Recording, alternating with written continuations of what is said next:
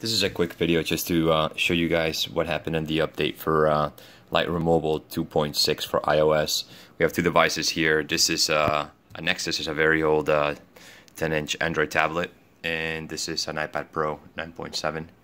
So basically, we just got the update on for 2.6 this week.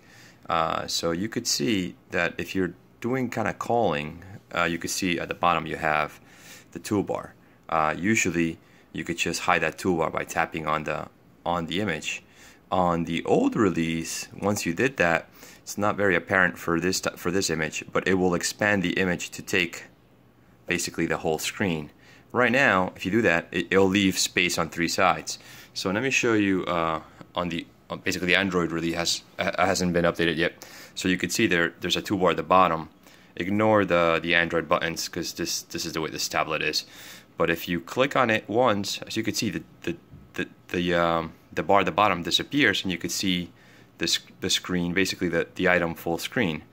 And on the iPad, it's a different. On the iPad, you can only really show it in portrait because of the aspect ratio.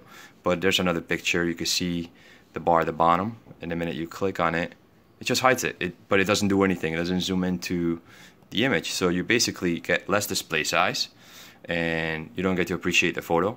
So when you're calling, when you're going from one to the other, trying to flag these images, it's really not beneficial at all. It's actually, they took away something.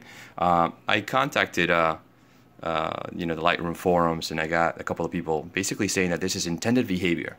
This is the way it's supposed to be. And I believe that this is not the way it's supposed to be. Somebody must have done something on this update.